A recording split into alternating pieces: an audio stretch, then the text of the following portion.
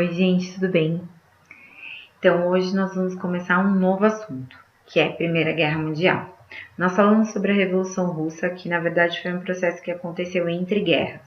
Ela aconteceu no decorrer da Primeira Guerra Mundial e teve seu término, a sua finalização com a ditadura stalinista, antes do início da Segunda Guerra Mundial. Então, agora a gente vai entender o que aconteceu antes e depois desse processo revolucionário. Primeiro, vamos começar com a Primeira Guerra Mundial. O que nós precisamos entender antes de começar a falar do conflito e das fases dessa guerra em si? O contexto. O que estava acontecendo na Europa antes de iniciar e de eclodir a primeira chamada Grande Guerra ou Guerra Mundial? Ponto 1. Neocolonialismo. Então, alguns países europeus, como Alemanha, Inglaterra e França, disputavam territórios e disputavam mercado em locais na África e na Ásia. Esse processo é conhecido como neocolonialismo, que foi a segunda forma de se colonizar a África, né? O novo colonialismo. Muitos territórios africanos passaram a pertencer a países europeus para que dali fossem extraídos as matérias-primas necessárias para o processo de industrialização ou mesmo minérios que também auxiliavam em todo este processo e no comércio. 2. Movimentos nacionalistas. 3 movimentos principais traziam um ideal nacionalista significativo e a ideia de unificar território através desse nacionalismo. O primeiro dele é o pan-eslavismo, que era liderado pelo governo russo e que queria unir todos os povos eslavos da Europa Oriental. O segundo, o pan-germanismo, onde a Alemanha queria anexar os territórios da Europa Central que tivessem origens germânicas. E o terceiro movimento nacionalista era o revanchismo francês, que queria recuperar o território da Alsácia-Lorena, que é esse pequeno território aqui, que estava sob o domínio alemão após a Guerra Franco-Prussiana. Por que é tão importante a Alsácia-Lorena? E a gente vai ouvir por várias vezes. Porque nesse território era um território muito rico em matéria-prima, muito rico em carvão. E se nós pensarmos nas primeiras revoluções industriais, a gente vai ver que o carvão era a base para se produzir energia. Logo, esse território era riquíssimo e por isso tão disputado. Terceiro ponto, momentos de crise. 2 momentos que fizeram com que quase as pessoas apertassem o botão e começassem efetivamente a brigar entre si. O primeiro deles foi uma disputa no Marrocos, a crise de Marrocos, entre a França e a Alemanha, em 1905 e em 1911. Essa disputa pelo território marroquino teve 2 momentos. No primeiro momento, em 1906, houve uma conferência que deu aos franceses a maior parte do território. Em 1911, eles tiveram novos conflitos e deram para a Alemanha a parte do Congo. Ou seja, há um resquício de raiva, vamos dizer assim, já que os franceses foram beneficiados e ficaram com boa parte desse território. Mas o que havia no Marrocos? A gente tem que pensar em muitas coisas.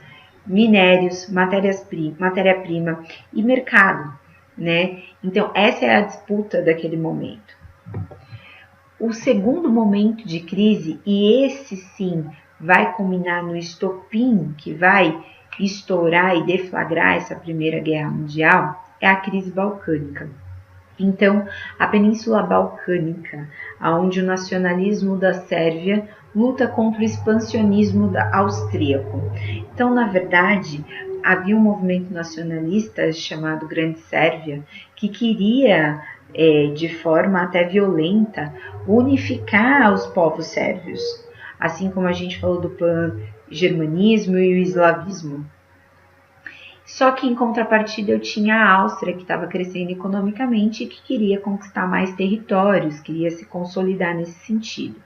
O que acontece em 1908? a Áustria anexa a Bósnia-Herzegovina.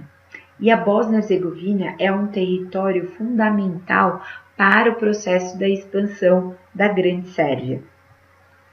Então, a reação do nacionalismo sérvio a essa conquista austríaca é extremamente violenta. Então, esse é o segundo momento de crise, e é este momento de crise que vai trazer para a gente o estopim da Primeira Guerra Mundial. Então, para tudo e volta. Volta. Neocolonialismo, busca por territórios e rotas e mercado na África e na Ásia. Movimentos nacionalistas, pan-eslavismo, pan-germanismo, Grande Sérvia e o revanchismo francês. Terceiro, crises, momentos que por pouco não levaram a uma guerra e a um confronto direto. A crise do Marrocos e principalmente a crise dos Balcânica. E qual foi o estopim? O estopim foi o assassinato do arquiduque Francisco Ferdinando, herdeiro do trono austríaco. Essa foto é do dia em que o Francisco Ferdinando foi assassinado na cidade de Sarajevo, em 28 de junho de 1914. Qual o problema desse assassinato? O problema é que, além do cara ser o herdeiro do trono austríaco, quem assumiu que fez, esse assassinato foi o Gabrilo, que é da organização nacionalista Unidade ou Morte, que é uma organização extremamente radical, favorável ao processo da Grande Sérvia. E fora ser dessa unidade ou morte, dessa organização extremamente nacionalista, houveram investigações que ligaram esse assassinato ao comando da Sérvia, do governo sérvio e do governo russo. Então, que eles teriam até patrocinado, solicitado ou estado de acordo com esse assassinato. É neste momento que a guerra é deflagrada. Estopim, porque não causa? Vamos voltar lá nas nossas aulas do primeiro ano, quando a gente falou da Guerra de Troia, onde a gente falou muito sobre o estopim e a causa da guerra, onde a gente usou que a Helena de Troia, que depois se torna a Helena de Troia, mas que a traição dela ao rei de Esparta foi o estopim da Guerra de Troia. Então foi a desculpa que eles precisavam para começar a guerra. O motivo principal naquele momento era a conquista de Troia para ter uma hegemonia do mar Egeu. Aqui é a mesma situação. O assassinato desse arquiduque, ele traz a desculpa necessária para se iniciar o processo da guerra, mas nem de perto isso é o motivo principal. E isso fica muito claro na primeira semana dos acontecimentos de 1914. Quando os países começam a declarar guerra um para os outros, a gente consegue ter noção de que efetivamente a causa de todo esse rebuliço não foi só o assassinato, mas foi todo esse contexto que nós falamos até aqui. Em 28 de julho de 1914, a gente tem primeira declaração de guerra. A Áustria declara guerra à Sérvia. E aí, no dia seguinte, 29 de julho, em apoio à Sérvia, a Rússia vai declarar guerra contra a Áustria. Até aí, tudo bem, ela está apoiando, ela é aliada dos sérvios, ok. Mas ela declara guerra contra a Áustria em apoio à Sérvia e contra a Alemanha, que até então não tinha declarado guerra a ninguém. Aí, no dia seguinte, 1º de agosto, nos dias seguintes, né?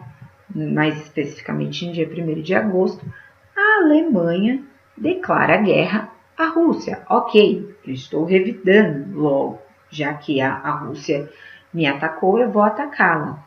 E declara também guerra à França. Oi? Como assim? A França não declarou guerra a ninguém? como que a Áustria declarou guerra à Sérvia e agora a Alemanha está declarando guerra à França? E aí, dias depois, no dia 4 de agosto, a Alemanha e a Áustria declaram guerra contra a Bélgica, para que assim elas consigam afetar a França. E por fim, no dia 5 de agosto, a Inglaterra declara guerra à Alemanha. E aí fica claro que, na verdade, cada um utilizou o assassinato do arquiduque para declarar guerra a quem eles já tinham um resquício mal resolvido. Então, a Alemanha e a França, Alsácia-Lorena, crise do Marrocos, lutas e disputas territoriais do neocolonialismo. E o fato é que todas essas séries de desejos próprios levou a que cada um declarasse guerra a quem quisesse e formasse então o início da Primeira Guerra Mundial. O que é muito curioso, e eu quero encerrar a aula de hoje desta maneira. A expectativa das pessoas para ir para essa guerra. O ambiente, o clima de todas as fotos que você pode procurar e encontrar é um clima de felicidade. Eles estão indo para a guerra e eles estão felizes, desejando. Por que isso? É essa pergunta que eu vou deixar no final dessa aula. Eles não tinham noção do tamanho da encrenca que eles estavam se enfiando? Por que eles tinham essa tamanha felicidade? O que levava eles a pensar que era tão positivo ir para a Primeira Guerra Mundial? E eu vou fazer um parêntese, se a gente pegar as fotos e as imagens da Segunda Guerra Mundial, a gente não vai encontrar as pessoas felizes dessa maneira. Eles não tinham noção, eles não sabiam, não entendiam e não tinham ideia de que essa guerra duraria tanto tempo. Bom, eu espero que vocês tenham entendido, que vocês tenham gostado. Hoje eu vou deixar para essa semana um fórum de análise de imagem. Vamos falar um pouquinho de imagens das guerras mundiais. E se vocês tiverem qualquer dúvida, vocês me procurem. Mandem mensagem, deixem no post, enfim, não fiquem com dúvidas. É isso. Até a próxima aula. Tchau!